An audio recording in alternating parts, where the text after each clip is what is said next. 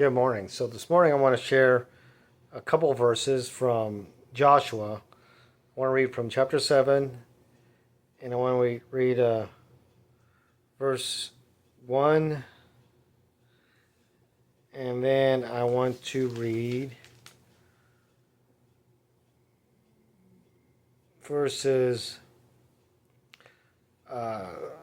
16 through I think it's 24. No, sorry, 26. It's basically the rest of chapter 7. So let's start off with Joshua 7:1. All Israel violated, we'll start again. But Israel violated the instructions about the things set apart for the Lord. A man named Achon had stolen some of these dedicated things, so the Lord was very angry with the Israelites. Achon was a son of Carmi, a descendant of Zimri, son of Zerah of the tribe of Judah. Okay, so we'll pause there. So the sin was that nothing was to be taken from a previous contest in which the Lord gave Joshua and the Israelites victory. But Achan stole some things and hid them away for himself, and the result is that God became angry with the Israelites because somebody violated the covenant that he made with them. So as a result, when they went after this small town of Ai, they got humiliated. They were defeated by a small town with numbers much smaller than theirs. So Joshua learns from God that the reason for the defeat was because somebody violated the covenant and took something and kept something that not belong there. But God didn't tell him who specifically. So Joshua had to find out who it was. And so, starting with verse 16 in chapter 7, this is where it picks up. Early the next morning, Joshua brought the tribes of Israel before the Lord, and the tribe of Judah was singled out. The clan of Judah came forward, and the clan of Zerah was singled out. Then the families of Zerah came forward, and the family of Zimri was singled out. Every member of Zimri's family was brought forward person by person, and Achon was singled out. Then Joshua said to Achon, "My son, give glory to the Lord, the God of Israel, by telling the truth. Make your confession and tell me what you have done. Don't hide it from me." Achon replied, "It is true, I have sinned against the Lord, the God of Israel. Among the plunder I saw a beautiful robe from Babylon, 200 silver coins, and a bar of gold weighing more than a pound. I wanted them so much that I took them. They are hidden in the ground beneath my tent, with the silver buried deeper than the rest." So Joshua sent some in to make a search. They ran to the tent and found the stolen goods hidden there, just as Achan had said, with the silver buried beneath the rest. They took the things from the tent and brought them to Joshua and all the Israelites. Then they laid them on the ground in the presence of the Lord. Then Joshua and all the Israelites took Achan, the silver, the robe, the bar of gold, his sons, daughters, cattle, donkeys, sheep, goats, tent, and everything he had, and they brought them to the valley of Achor. Then Joshua said to Achon, "Why have you brought trouble on us? The Lord will now bring trouble on you." And all the Israelites stoned Achan and his family and burned their bodies. They piled a great heap of stones over Achon, which remains to this day. That is why the place has been called the Valley of Trouble ever since. So the Lord was no longer angry. So Achan did finally confess his sin, but he didn't confess until after he was already caught. He was already found out through process of elimination. He had nowhere else to hide. Um, and so he thought he'd be okay by confessing his sin. I mean, he told him exactly where everything was. And so Joshua sent men to his tent, and sure enough, everything was exactly as he said. He didn't lie about any of the things that he took or where they were hidden. Interesting note that some people might not know, um, the silver was buried the deepest of all the things, even under the bar of gold, because back then, gold wasn't valued as preciously as silver. Silver had more value back then, believe it or not. But anyways, that's beside the point. So, as a result, not only did Achan lose his life, but his whole family, immediate family, lost their lives, along with their cattle.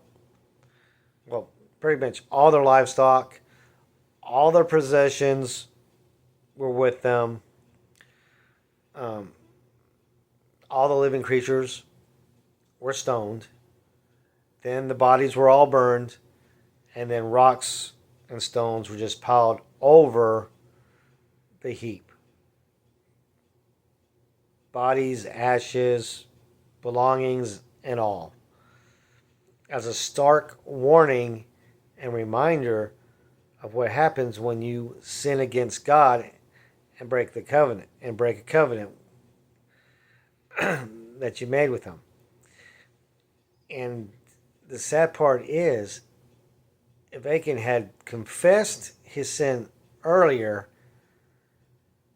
Israel may not have lost that battle of Ai, but part of that was also that they didn't seek God out before they went and attacked Ai.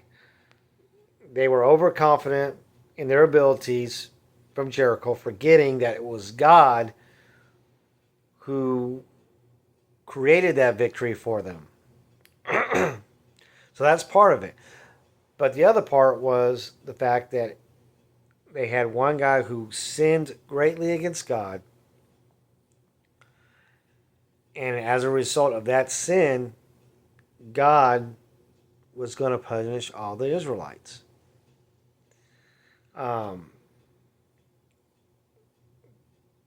Because when it comes to obeying a covenant that you make with the Lord, you better follow through with it. So not only did Achan's sin help cause the Israelites' defeat against a far inferior number of people, but his sin resulted in the death of all his family members, which more likely were innocent of anything. In fact, it's very likely that they probably didn't even know that he had the stuff. And the bottom line is we have to be careful, because when we sin, it not only affects us, it affects others in far greater ways than we can ever imagine. For Achan, it cost not only his family,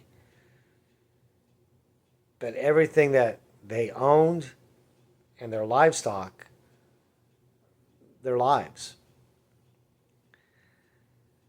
And obviously they weren't the ones that committed the sin. If you think about it, it's an extenuation. It's another repeat of what Adam and Eve did. You know, Adam and Eve ate from the tree and ate the fruit of the knowledge of good and evil.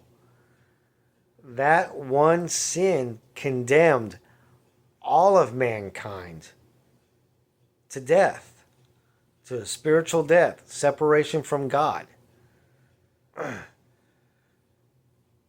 So, Achan's is, of course, on a much smaller scale, but it's the same concept. One sin can create a devastating loss to many people, country, nation, what have you. So we need to be careful. And the thing is, he not only confessed to his sin, but he admitted to the fact that he wanted it because it looked good. He didn't care about the commandment given by God to not keep anything from that victory that they had. He didn't care. He liked it. He wanted it. He took it. And then he tried to hide it from everybody. You know, God knew he did it. God sees everything. So God punished the Israelites with that defeat.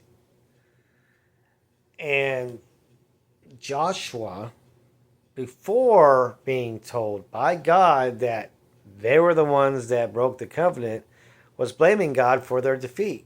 When they didn't even go to God in the first place about how to handle the battle with the town of Ai. So, but anyway, to kind of get off track here, the fact is we can never know how deep our sin will affect those around us, presently, or even in the future. So we need to be careful. We need to be mindful. And we need to recognize when we sin, we need to ask for forgiveness right then and there. Not try to hide it, not try to keep it quiet, thinking that it will go away. Because no matter what, God already knows what you did. The only thing that we're doing by delaying our confession is hurting others, and sometimes hurting those who are completely innocent of any wrongdoing in what the sin is related to. So, with that, I love you guys. You have a blessed day, and we'll see you tomorrow.